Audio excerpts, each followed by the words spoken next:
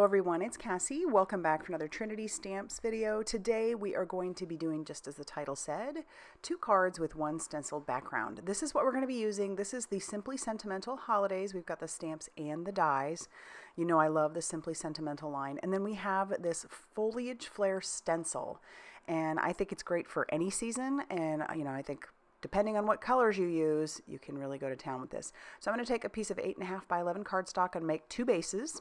And those are both 5.5 inches by 8.5 inches. And then I have one piece that is 5.5 inches by 8.5 inches. And we're going to stencil this with our Foliage Flare stencil. I'm going to bring in my tonic platform and then just kind of line this up, center that up on there a little bit. I'm using the grid on the background to kind of make sure that everything is nice and centered on there. Because like I said, I want to make 2 backgrounds out of this. Now I'm going to tack that stencil down with some magnets, and we're going to bring in a dark red color along with our blending buddy, and that dark red color is some Game Over. I'm just going to blend that all over that first stencil. Like I said before, the Fall Foliage stencil has 2 stencils to it, and I have used this several times before. I love this stencil so much. I just think it's so pretty, and I love that it is bigger than my 5.5 by 8.5 inch piece of cardstock, because this will make making multiples very simple. Okay, and it's also what I like to call a continuous stencil. So now I'm just lining up the next one, and all you have to do to line that up is use those score lines that are on there, embossed lines, to match up with what you just stenciled. And I'm going to bring in a dark green. That dark green is called Fake Plant, and again with a blending buddy. And now I have a blending buddy for each of my color families. You wouldn't have to do this. You could clean out your blending buddy, but I really do like not having to do that. So I do have one for everyone. And like I said, this is a continuous stencil. So what I'm going to have to do is I'm going to have to shift this stencil down just a little bit to cover that bottom portion that doesn't have the stenciling. So you can see there. And I'm going to have to bring back in the red one and do that as well. I wasn't completely thinking at the time. So I'm just going to blend that green across the bottom. I love these continuous stencils. Like I said, it just makes it so easy to create multiples. And at Christmas time, oftentimes we need to have multiples. So once again, move our magnets, bring in the other stencil, because you can see at the top we need that. And then I'll just line that up like I did with the green one. Obviously not doing a very good job there. Once I get that on there, fairly happy with that. Doesn't have to be completely perfect, but I do want it to all line up. I'll bring back in our red and blend that across the top. And I love this. It's on a white piece of cardstock, and I think that's really pretty, but I do want to kind of age it a little bit. But before I do that, I'm going to clean up my mess, get all that green and red off of there, clean off my stencils, put those away. And then I'm going to bring in some cookie dough. It's like a light brown, and I'm just going to add that to the edges. It'll frame up my piece, and I like the weathering it kind of gives our stencil. But I do need to, cut my panel in half. So we're going to cut that at 4 1/4. So now each piece will be 4 1/4 by 5.5 inches. And then I will just blend on that one edge that didn't have it. So now we have our 2 pieces all ready for the rest of what we're going to be doing. Next, I'm going to bring in my Trinity Gold palette. And this one looks a little different than the one that is in the store. The one that is in the store is a little cheaper than this one was. And you get all the same colors, just a little bit less. Honestly, if all you use it for is splatter like me, you're going to have these paints for forever. So I will never run out of this tin, I'm sure. And I like to splatter everything. I think splatter just makes things better. So I'm splattering that gold all over both of those backgrounds. Loving how this is turning out. And then we are going to set those off to the side to dry. After I try to show you. Sorry about the glare. It's the time of day that I am filming, but we'll set those off to the side to dry. Next up would be our sentiments. And again, that comes from our Simply Sentimental Holidays. I have to do 2 of these, remember. I've pulled out a couple of different sentiments to go with it.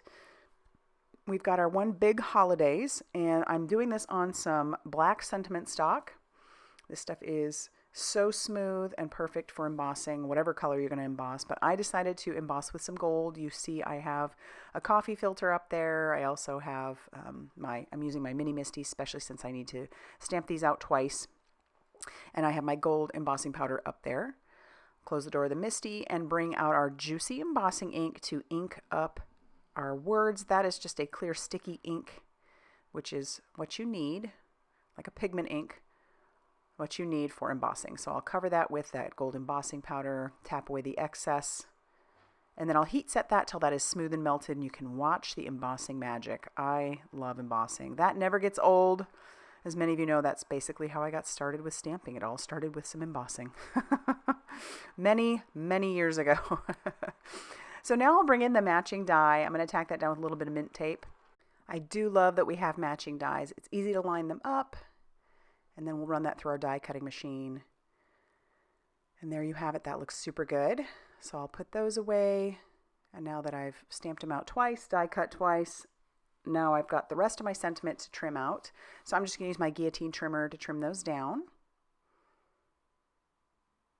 And to me, it's always interesting how when you're trying to do gold embossing on black, putting the powder on there, it looks like it's going to be so dull until you heat emboss it. That makes all the difference. So, and I like how those turned out so much.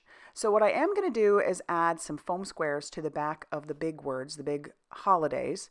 I'm just going to line that up on the back of those. I will do it for both of them. I'm not going to do it for the other sentiments. I just wanted this one to be to stand out. So I'll do that on all of them. We'll pull off that release paper. And then I'm going to use a T-ruler so I can get this fairly straight on there. Just this one. And the other one, obviously. But the other sentiments, I'm going to eyeball those. Because, yeah, I'm going to do it. You could, you could bring in your T-ruler again if you wanted. And I'm going to tack that down with our Crafty Gluefriend from Trinity Stamps. Love this stuff. It doesn't cause my paper to buckle, and everything stays where it's supposed to.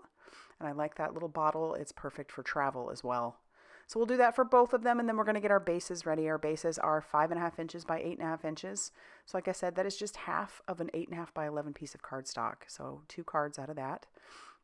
And I'm using my ergonomic bone folders to get those nice and scored. And then we'll attach down, well, I guess we're going to wait. We'll do a sentiment on the inside. So I'm just going to do Happy Holidays on the inside. So the outside says, may your holidays be filled with peace and joy. And then we just have Happy Holidays on the inside. And I'm going to stamp that or ink that up with our Game Over ink that we used for stenciling on the outside. So very simple. Do that on both of those. Then we can close these up and tack down our panel to our base using some more of that Crafty Gluefriend. Do it for both of them.